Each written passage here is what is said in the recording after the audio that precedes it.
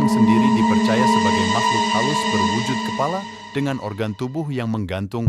Kalimantan tempat tinggal Andi merupakan daerah pinggiran kota yang masih banyak hutan, kebun, bukit, dan hutan bakau. Sekarang hutan tersebut sudah banyak berkurang seiring pembangunan. Kampung yang reputasinya sudah terkenal sebagai sarang kuyang. Dan tempat tinggal Andi berada di antara tiga kampung tersebut. Saking terkenalnya reputasi negatif kampung ini, setiap wanita hamil dari luar kampung tidak. Waktu Andi masih duduk di sekolah dasar, ia dan teman-temannya sering bertukar cerita mengenai hantu kuyang yang sering menampakkan dirinya baik di desanya maupun desa sebelah.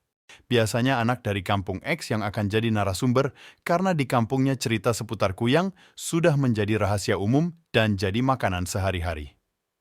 Seiring saya tumbuh besar, saya berpikir bahwa cerita-cerita teman SD saya itu hanyalah mitos dan isapan jempol belaka, layaknya cerita hantu di WC sekolah ataupun cerita horor.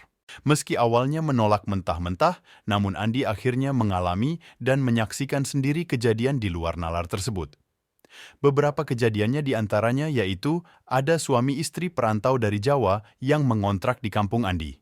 Saat itu, istrinya sedang hamil, namun tetap harus bekerja sebagai SPJ di mal. Sebenarnya warga kampung sudah memperingati agar tidak sering pulang malam, apalagi sendirian, tapi dia tidak menghiraukannya. Sampai suatu malam, wanita tersebut harus pulang lewat jam 11 malam dan melewati kebun kelapa sebagai jalan pintas.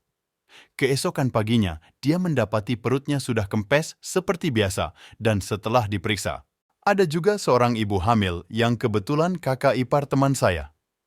Dia pergi untuk berbelanja di pasar malam yang diadakan di lapangan kampung Y. Tiba-tiba ada seorang nenek asing datang mengelus perutnya sambil bertanya. "Berapa bulan usia kandungannya?" kata Andi. Karena tidak peka dengan fenomena tersebut, si ibu hamil membiarkan saja si nenek mengelus perutnya. Tidak lama sesampainya di rumah si ibu hamil merasakan sakit perut dan melahirkan. Namun, saat dilahirkan anaknya sudah tidak bernyawa dengan keadaan tubuhnya membiru.